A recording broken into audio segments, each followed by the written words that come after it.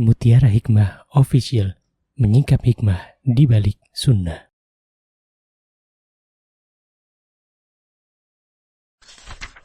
Salurkan donasi terbaik Anda untuk mendukung dakwah Mutiara Hikmah Official. Mau haji yang gak pakai antri? Daftar sekarang, insya Allah 2024 berangkat. Gratis keberangkatan umroh sebelum haji. Dibersamai oleh Ustadz Hanan Yasir dan juga Ustazah Imro'atul Azizah. Buruan daftar sekarang juga, sebelum harga naik.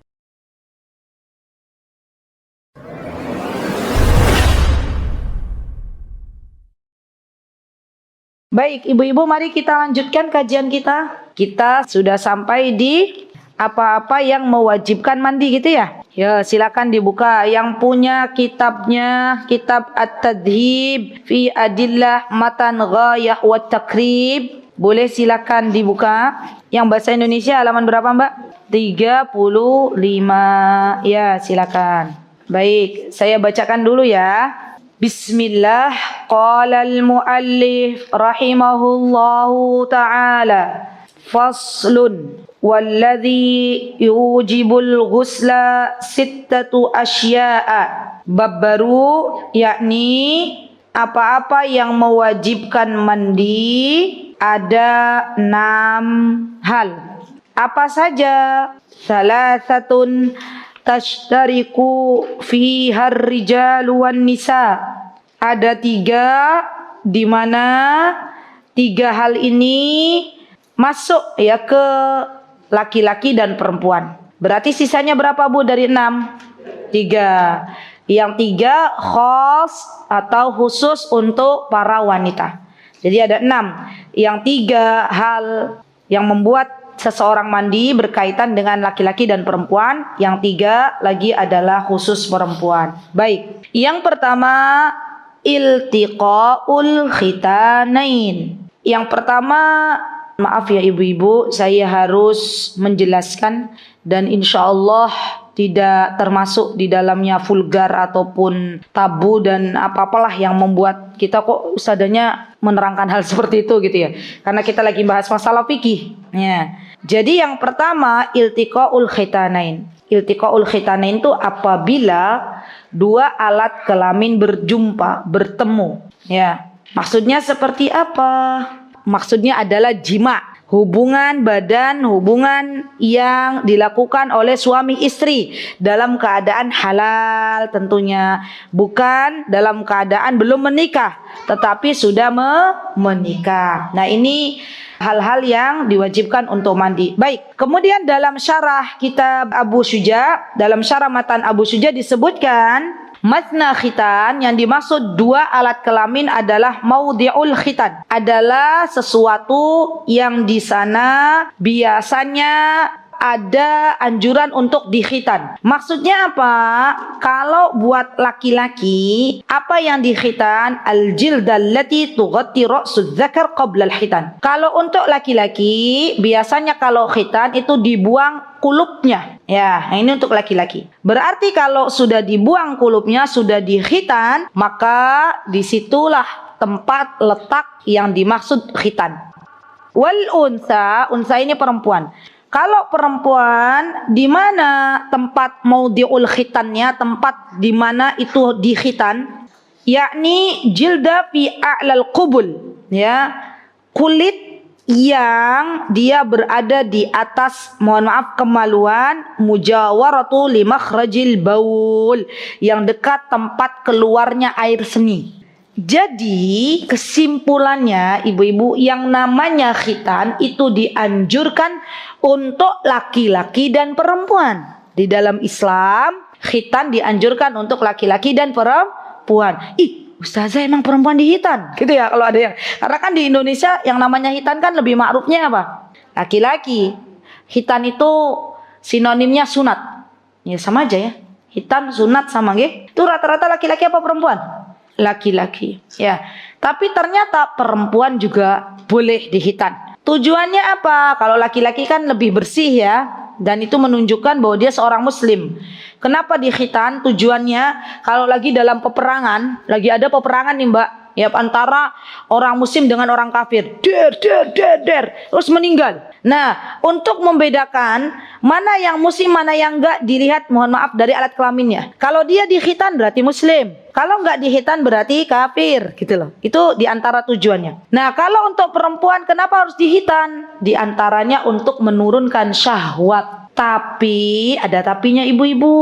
Kalau mau menghitan bayi perempuan jangan asal menghitan. Enggak semuanya kulit yang nempel di atas farji itu dipotong semuanya, gitu ya.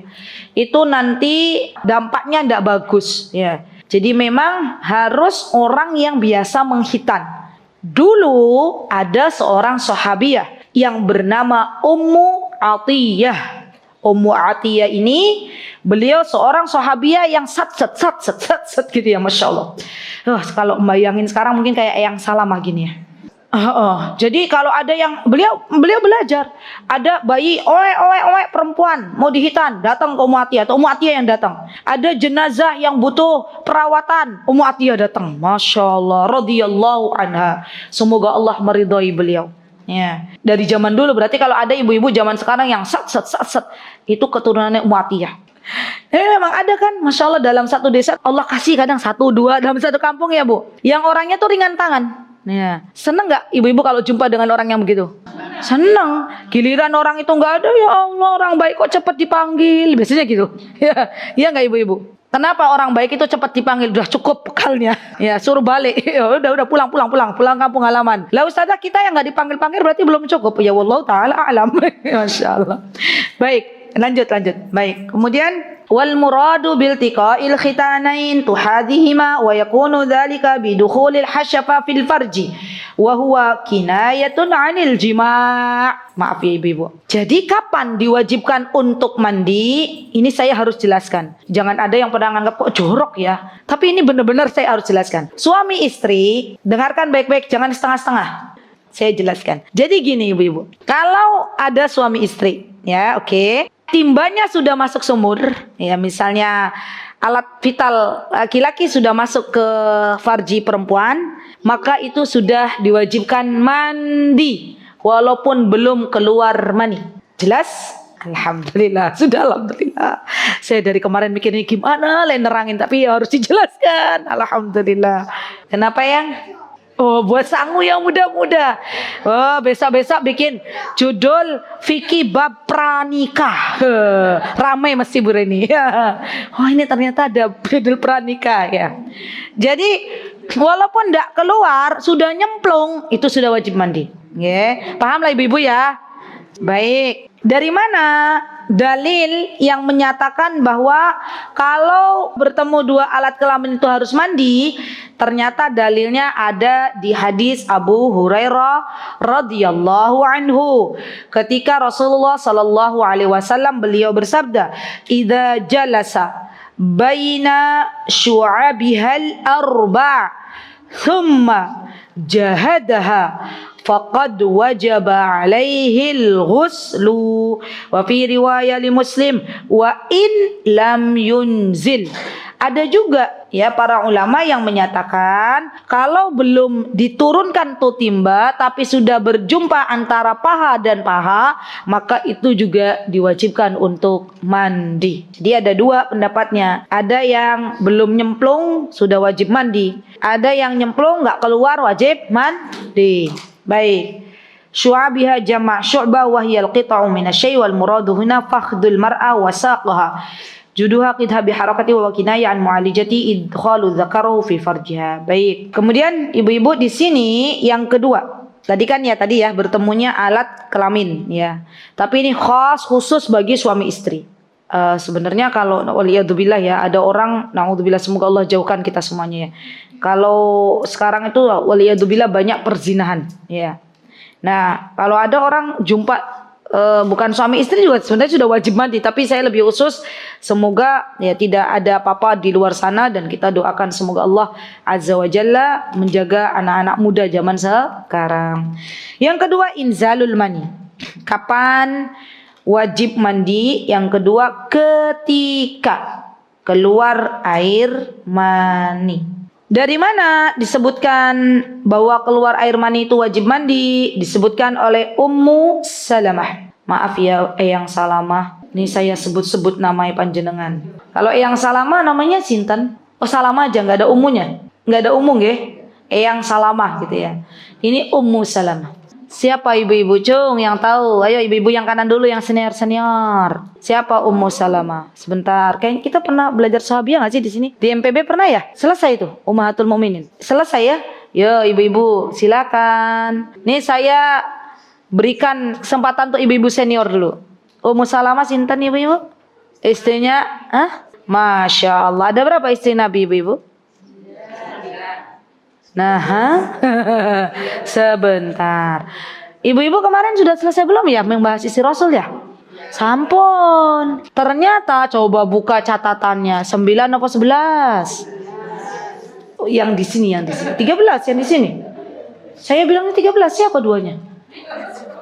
Duanya siapa? Kalau Maria Al-Qibtiyah berarti 12. Siapa satu lagi? Berapa coba dicatat? Nggak tahu Ustaz, catatannya udah menghilang gitu ya. Ya, dihitung bareng-bareng. Ibu-ibu, murajaah, evaluasi. Satu Khadijah. Diingat-ingat. 2 Sauda. 3 Aisyah. 4 Zainab ada 2 ya. 4 Zainab binti Jahash sama Zainab bin Huzaimah. Yang ke-6 Sauda udah. Yang ke-6 Ummu Salamah. Oke, yang ke-7 Juwairiyah. Yang ke-8 Hafsah.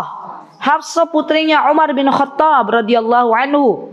Yang ke-8 Safiyah. Yang ke-9 Ramlah Ummu Habibah. Masih ingat? Putrinya Abu Sufyan. Yang ke-10 siapa lagi? Juwairiyah udah, Ramlah udah. Maimunah ke-11. Siapa yang ke-10? Apa saya tadi nyebutnya 2 kali? Coba. Khadijah, Sauda, Aisyah, Zainab.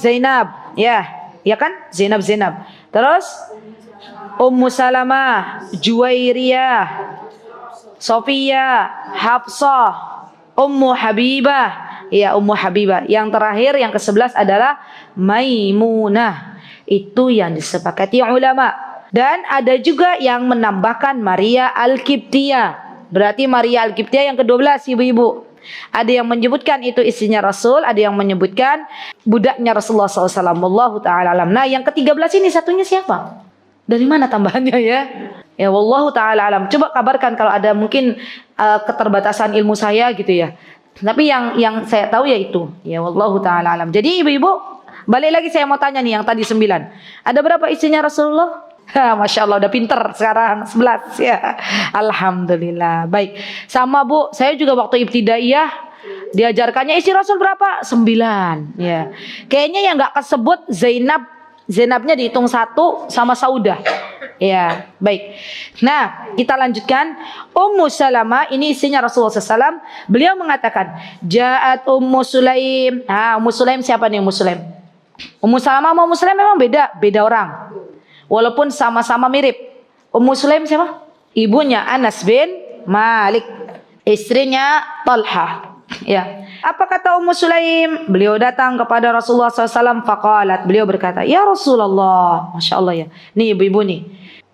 Ini menunjukkan keberanian para sahabiah zaman dahulu kala. Ummu Sulaim datang kepada Rasulullah dan bertanya, Ya Rasulullah, wahai utusan Allah, innallaha la yastahi minal haq. Kata Ummu Sulaim, Masya Allah. Ini berani ya. Bilang beliau radhiyallahu anha, semoga Allah meridai beliau. Ya Rasulullah, sesungguhnya Allah itu tidak malu dengan kebenaran. Masya Allah. Fahal, kata beliau, alal mar'ati min ghuslin idha ihtalamat. Apakah bagi perempuan wajib mandi kalau dia bermimpi, mimpi basah maksudnya mimpi yang akhirnya mengeluarkan mani? Maka kata Rasulullah SAW, na'am, ya wajib mandi. Idza ra'atil ma, kalau kamu bangun tidur kok menjumpai dirimu kayak ngompol tapi dicium kok tak pesing gitu ya. Nah, berarti itu keluar mani. Ya, keluar mani, baik itu laki-laki maupun perempuan dia harus mandi. Memang ada perempuan keluar mani, ada. Tanpa berhubungan suami istri, ya. Nanti ibu-ibu harus benar-benar kita itu jadi perempuan tuh harus ngeh tentang cairan-cairan yang keluar dari farji kita. Karena kalau mani berarti dia harus sudah mandi. Baik. Yang ketiga wal maut. Tiga ini adalah kalau ada orang meninggal dunia. Ya, orang meninggal dunia maka yang mandi bukan mayitnya mandi. Ya, yang memandikan orang yang hidup. Ya. Disebutkan dalam sebuah dalil. Nah, ini nih Atiyah keluar. An Ummi Atiyah Al-Ansariyah radhiyallahu anha qalat. Dari Ummu Atiyah. Tadi udah ingat ya, Ummu Atiyah siapa ibu-ibu? Sahabiah yang sat-sat gitu ya, radhiyallahu anha. Beliau berasal dari Ansar, berarti beliau bukan muhajir, tapi beliau asli orang Madinah, asli penduduk suku Madinah. Ya, maka disebut dengan Ansariyah. Penduduk suku Madinah disebut Ansar, orang pendatang dari kota Mekah disebut muhajir. Ya. Ya Allah, Bu, rindunya dengan Madinah ya. Saya tuh kalau boleh milih ya Bu, sama Allah disuruh milih, suruh tinggal di kota Mekah atau kota Madinah, berat milih keduanya. Ya, kota Madinah tuh kota yang Masya Allah, ternyata kota terbersih sedunia, Insya Allah. Dengan ya Allah, ibu-ibu ya Allah, saya doakan semoga bisa ke sana ya. Dengan rapihnya orang-orang tuh masuk ke Masjid Nabawi, laki-laki sama laki-laki, perempuan sama perempuan, pintunya beda ya. Maka nanti biasanya ada pintu yang gerbang romantis 338. Nah, itu tempat jumpa antara suami dan istri. Jadi banyak suami itu yang gini-gini, mana istriku ya, pada nyari, Bu. Istrinya ya kalau duluan, duh suamiku mana, karena dia beda pintu. Nanti ketemu di 338. Asal jangan dikiranya kan karena ada yang berniqab, asal jangan gandeng istrinya orang gitu ya. Pastikan ini istrinya gitu. Nah, kalau yang ibu-ibu yang masuk Masjid Nabawi itu dari pintu 25 ya kan? 26 itu kosong. Tapi kalau pintu 16 sesek ya, padat merayap. Tulis pintu 25. Tulis, Bu. Ya Allah, kalau sekarang saya masuk pintu MPB, ya, Masjid Pogung Baru, insya Allah Ramadan masuk pintu 25 Masjid Nabawi. Amin. Ya. Oke, tulis dulu aja pintu 25. Saya mau itu mau janjian ketemu sama suami di pintu 338. Boleh ya. Masya Allah. Baik. Nah, jadi Madinah tuh ngangen nih, Bu. Ya, sama Mekah juga ngangen nih. Baik. Apa kata Ummu Atiyah? Dakhala alaina Rasulullah sallallahu alaihi wasallam hina tufiyat ibnatuhu fa huwa yaksilnaha thalasan. Rasulullah sallallahu alaihi wasallam waktu putri tercinta beliau Zainab. Zainab itu nama yang zaman dulu orang Arab tuh suka, Bu. Zainab. Rasulullah punya anak namanya Zainab. Punya istri namanya Zainab. Rasulullah punya cucu namanya Zainab. Ya. Anaknya Fatimah, ibu-ibu, bukan hanya Hasan dan Husain, ada Zainab. Kok bisa Ustazah? Orang sana suka Zainab. Karena Zainab itu artinya bagus. Zainab tuh wangi, kayak artinya enak dipandang, wangi untuk dicium. Masya Allah, itu Zainab. Ya. Zainab, ibu-ibu, untuk perempuan jangan salah kasih nama. Ibu-ibu punya cucu laki-laki, kata Ustazah kemarin Zainab bagus, kasih nama Zainab. Ya. Khusus perempuan. Maisaro laki-laki. Iya. Loh kok Isa Ustazah? Iya. Di Indonesia Maisaro perempuan. Padahal Maisaro di Arab sana itu laki-laki. Ya. Seorang yang menemani Rasulullah SAW berdagang ketika Rasulullah SAW menjualkan dagangannya Khadijah. Namanya siapa? Maisaro. Orang baru baca sirah tuh bingung. Kenapa Rasulullah berangkat sama orang yang bukan mahramnya gitu ya. Padahal tuh Maisaro laki-laki, Bu. Sampai di Indonesia jadilah untuk kaum perempuan. Nah. Baik. Nah, waktu itu Rasulullah Shallallahu Alaihi Wasallam berkata kepada Ummu Atiyah, ya Ummu Atiyah, tolong ya persiapkan ya pemandian untuk putri saya yang bernama Zainab. Ya, Zainab ini putri sulungnya Rasulullah SAW. Ya, Rasulullah punya anak berapa ibu-ibu? Sebentar, saya tadi yang paling kanan sudah, sekarang eyang yang belakang. Ayo, eyang Salama, eyang siapa lagi sampingnya eyang Salama? Eyang lagi atau bukan? Ah, Bu Mahfud nih eyang atau ibu ya, Bu? Oh, Bu Mahfud ini kayaknya masih muda. Saya kan pernah dijemput beliau. Bu, saya manggilnya eyang apa ibu? Oh iya, kata Eyang Salamo saya dipanggil Eyang dari tadi, masa Bu Mahfud dipanggil ibu? Ya, Eyang Mahfud, ayo. Terus Eyang siapa lagi nih yang pakai kerudung kuning, nyun sewu, oren, apa itu? Nyit. Eyang Joko, sampingnya Eyang Sinten? Ibu atau Eyang? Eyang laki, Masya Allah. Ayo, put yang depan stop dulu. Ini khusus Eyang-Eyang. Rasulullah punya putra putri pinten? Sebentar, yang kanan tadi udah, sekarang yang kiri. Yo dihitung Eyang. Latihan senam otak. Ya. Berapa? Yo dihitung. Sabar, yang muda sabar. Fatimah. Fatimah. Ibrahim 2. Ayo Eyang ini 4 orang ini kerja sama. Ayo, baru 2 loh, Fatimah, Ibrahim. Qasim. Terus. Sebentar, Yang.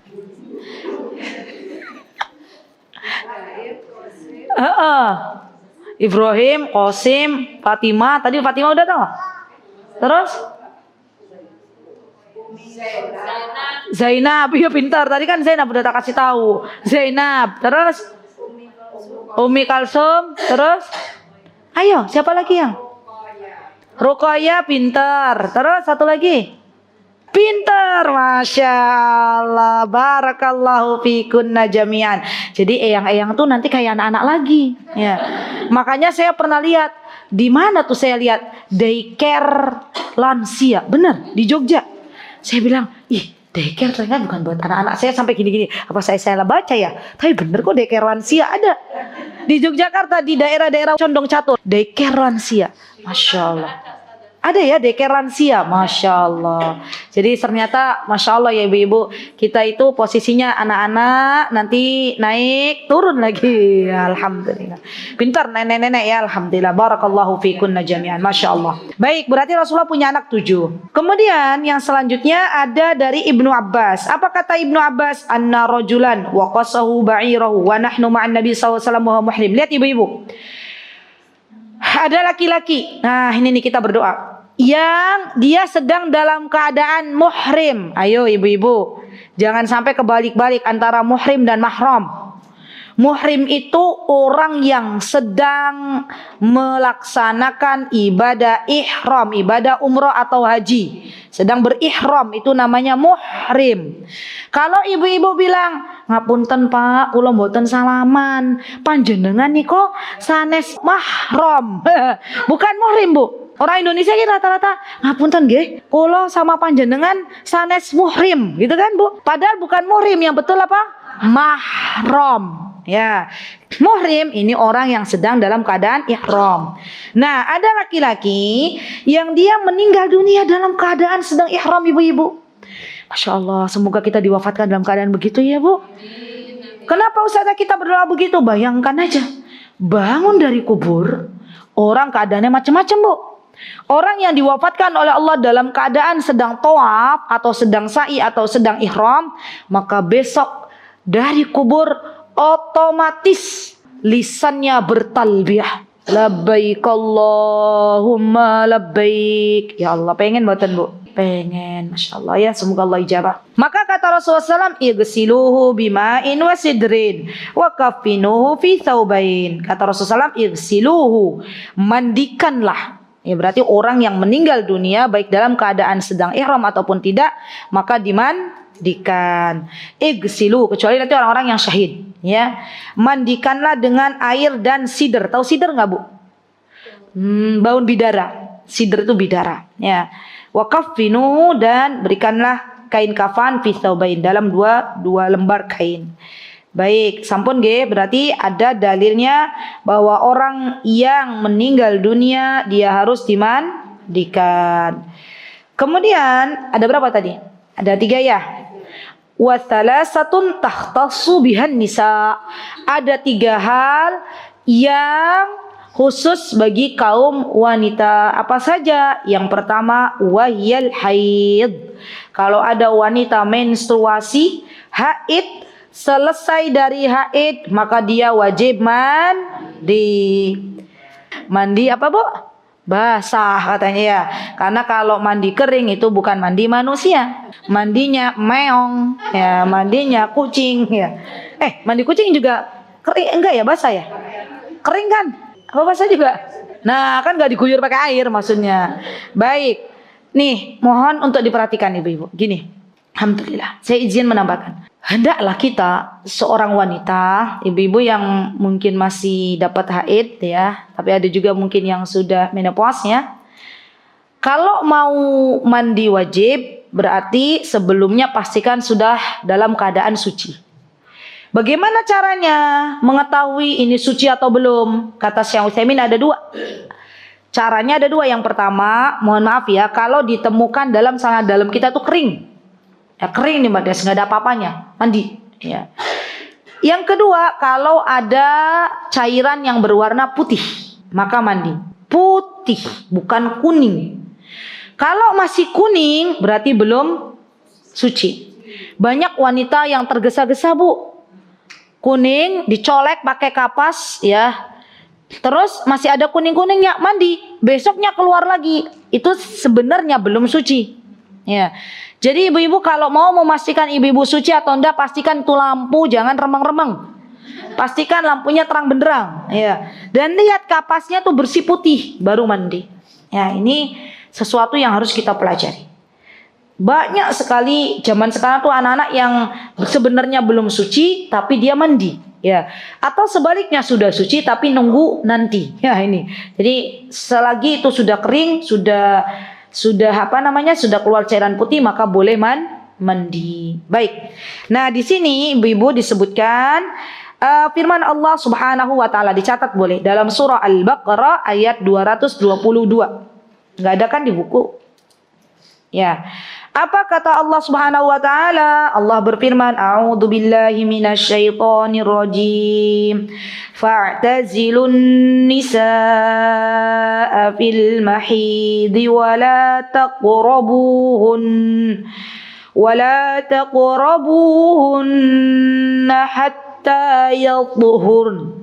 فَإِذَا تَطَهَّرْنَا فَأْتُوهُنَّ مِنْ حَيْثُ أَمَرَكُمُ اللَّهُ إِنَّ اللَّهَ يُحِبُّ التَّوَّابِينَ وَيُحِبُّ الْمُتَطَهِّرِينَ.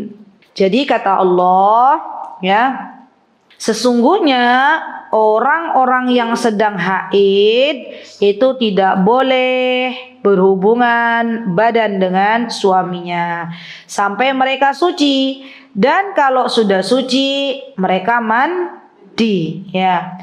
Min haitsu amarakumullah. Ibu-ibu nih penting juga, tolong dicatat baik-baik. Mumpung saya diingatkan sama Allah, kadang saya lupa nyampein, tapi alhamdulillah di MPB kok ya diingetin. Kalau ada ibu-ibu sudah suci nih ya, sudah suci, sudah bersih atau keluar cairan putih, suaminya ngajak untuk dilayani. Ibu-ibu bilang dulu ke suami, sabar ya, tunggu saya mandi dulu gitu ya. Ibu-ibu mandi dulu. Jadi nggak boleh orang sudah bersih belum mandi berhubungan suami istri. Jadi gimana Ustazah mandi dulu? Mandi suci itu sebenarnya simple ya. Kalau misalnya pengen cepat-cepat bisa, boleh. Yang penting rukun-rukunnya kena gitu ya. Kadang ada orang mandi suci sampai berendam gitu, lama banget nih ya. Mandi suci itu simple ya. Kayak sudah pernah kita pelajari belum ya? Belum. Ya nanti kita pelajari. Simple. Jadi tidak boleh orang yang sudah suci belum mandi berhubungan suami istri.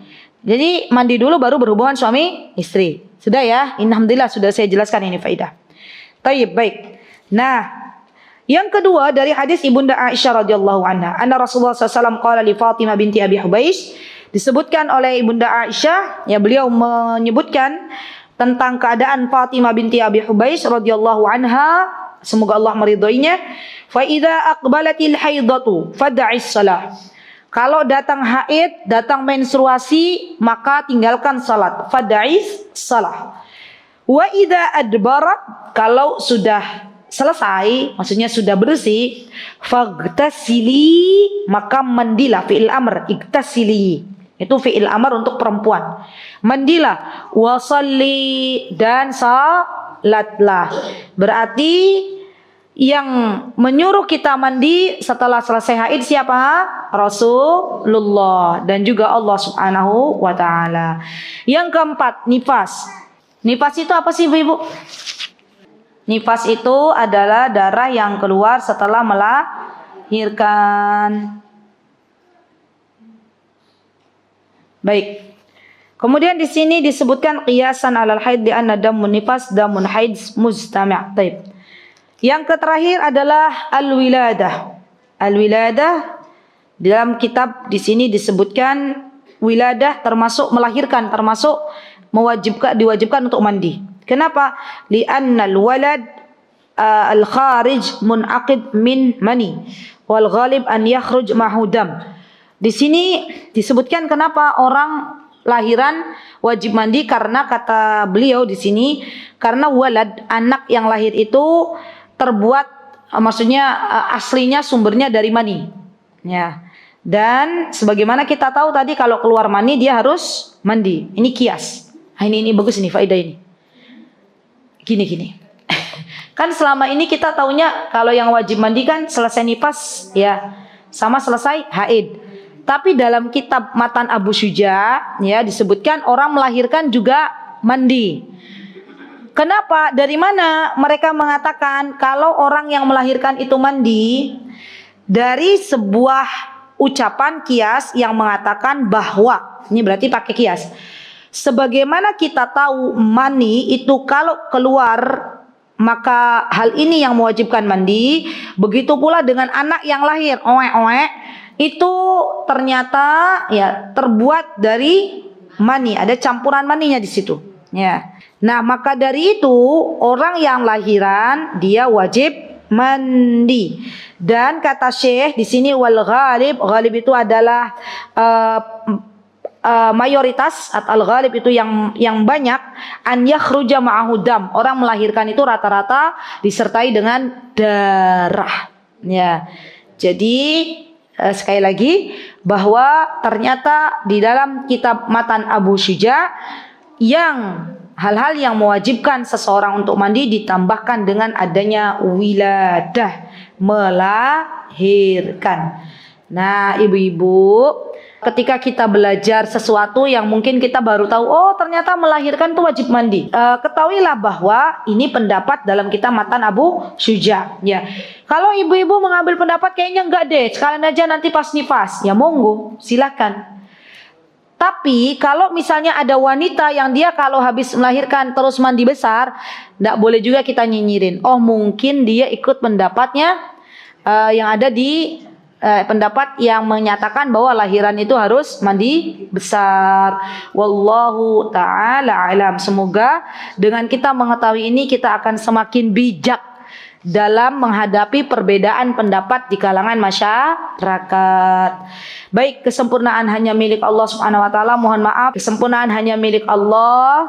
Semoga Allah berikan kepada kita ilmu yang bermanfaat. Semoga Allah Subhanahu wa taala melembutkan hati-hati kita. Jikalau ada kebenaran datangnya dari Allah Subhanahu wa taala, jikalau ada kesalahan datangnya dari saya pribadi, saya mohon maaf yang sebesar-besarnya. Aqulu qouli hadza wastaghfirullah li wa lakum wa akhiru da'wana alhamdulillahi rabbil alamin. Wassalamualaikum warahmatullahi wabarakatuh.